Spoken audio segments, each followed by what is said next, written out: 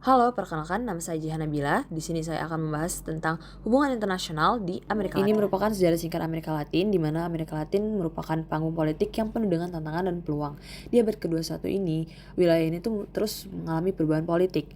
Nah, Amerika Latin sendiri merupakan wilayah di benua Amerika yang mencakup negara-negara mayoritas penduduknya menggunakan bahasa romansa seperti Spanyol, Portugis, dan Prancis.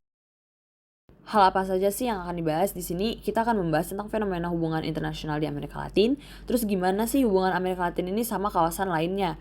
Terus juga gimana dinamika utama yang membuat hubungan internasional ini ada di dalam kawasan Amerika Latin. Jadi di sini saya akan menjelaskan tentang fenomena hubungan internasional di Amerika Latin yang mencerminkan dinamika yang melibatkan faktor-faktor ekonomi, politik, dan ideologi. Jadi di sini ada beberapa fenomena utama yang mempengaruhi hubungan internasional di kawasan Amerika Latin. Yang pertama itu ada pengaruh Cina yang meningkat, di mana di dalam 2 dekade terakhir, Cina ini menjadi aktor global utama di Amerika Latin.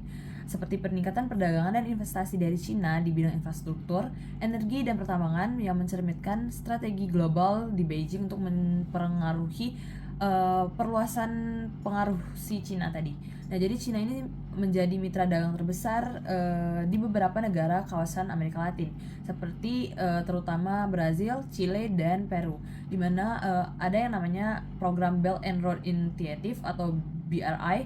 Ini tuh disebar di perluas ke beberapa kawasan di Amerika Latin, meskipun itu ditantang dengan politik dan sosial lokal.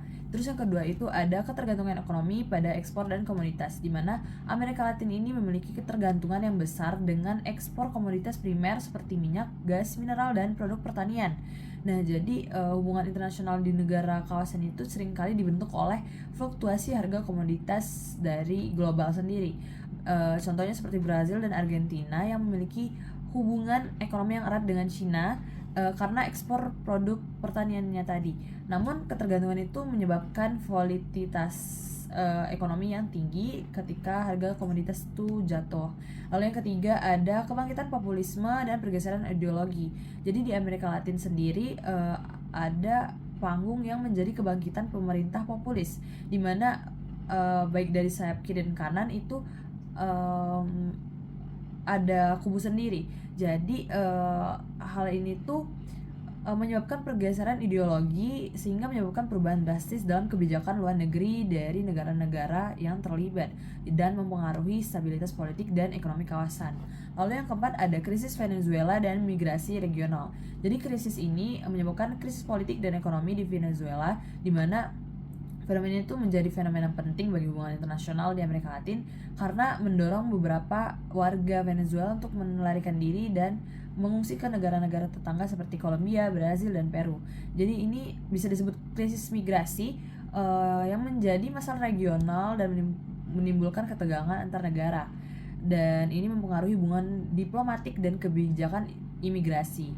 Lalu yang kelima ada isu lingkungan dan politik global, di mana ada satu contoh kasus yaitu deforestasi di Amazon, terutama di Brazil, itu menjadi isu internasional yang mempengaruhi hubungan antara Amerika Latin dan negara-negara di Eropa. Kebijakan lingkungan ini tuh kontroversial dan memicu kritik global terkait perubahan iklim. Negara-negara di Eropa itu seperti Prancis dan Jerman yang menekan Brazil untuk lebih memperhatikan konservasi, dan Brazil itu melihat ini tuh tapi sebagai campur tangan dan kedaulatan nasional. Lalu yang keenam itu ada peran organisasi regional yang fluktuatif. Nah, jadi integrasi regional di Amerika Latin itu seringkali tidak konsisten. Nah, contohnya itu ada Mercosur atau Mercado Común del Sur yang mencakup Brazil, Argentina, Paraguay, dan Uruguay. Beberapa hal ini tuh mendorong integrasi ekonomi, tapi mengalami kendala karena adanya perbedaan ideologi dan kepentingan nasional. Terus ada juga yang namanya UNASUR dan CELAC, dimana ini tuh merupakan upaya integrasi politik dan ekonomi yang terhambat karena krisis internal di negara-negara anggota. Jadi di sini tuh ada sebuah keinginan untuk kerjasama, tapi ada tantangan tersendiri yang melemahkan fungsi-fungsi dari organisasi regional tersebut. Nah, lalu yang ketujuh ada perang melawan narkoba dan hubungan dengan Amerika Serikat, di mana perdagangan narkoba itu menjadi masalah utama yang mempengaruhi hubungan internasional Amerika Latin dan Amerika Serikat. di mana Amerika Serikat ini memiliki peran untuk membantu pendanaan dan pelatihan pasukan keamanan di kawasan Amerika Latin. Namun banyak adanya kritik karena dianggap memperburuk kekerasan di beberapa wilayah dan menciptakan ketegangan internal dan internasional. Lalu yang ke-8 ada perubahan dalam perdagangan dan diplomasi multilateral, di mana Amerika Latin ini terlibat dalam berbagai perjanjian perdagangan multilateral. Jadi contohnya tuh ada Mercosur tadi dan Uni Eropa dalam kesepakatan perdagangan di tahun 2019. Namun ada sebuah ratifikasi yang menyebabkan hal ini tertunda karena masalah kelingkungan. Lalu yang ke-9 itu adanya muncul negara tengah-tengah seperti Meksiko dan Chile, di mana mereka diadopsi menjadi peran negara-negara tengah dalam hubungan internasional yang berusaha untuk menjaga hubungan baik dengan Amerika Serikat, Eropa, dan Cina untuk memperkuat organisasi internasional. Misalnya Meksiko yang sudah berhasil berperan aktif dalam mendukung kesepakatan perubahan iklim dan diplomasi global meskipun menghadapi tantangan domestik yang dialami seperti kekerasan dan ketidaksetaraan ekonomi.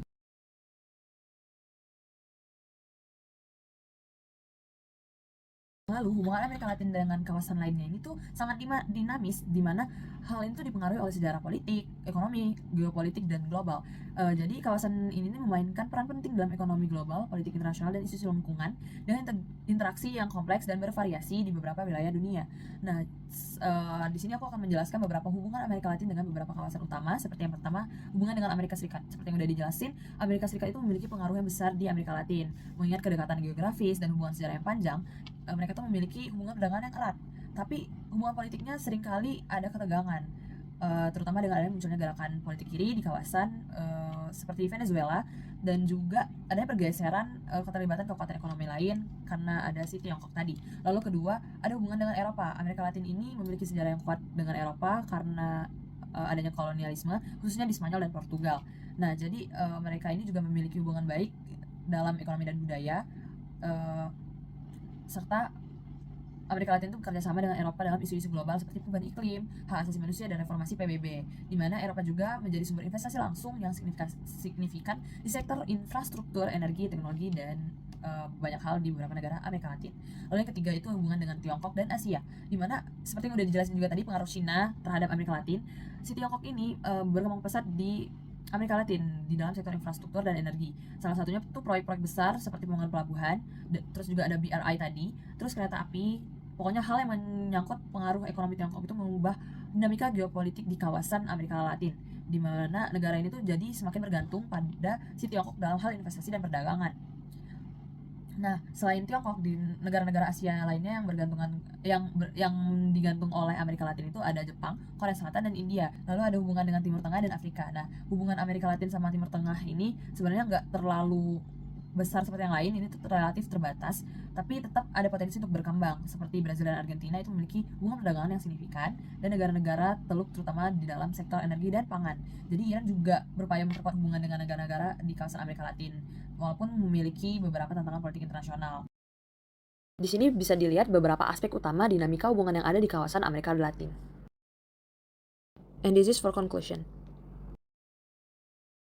Thank you for watching.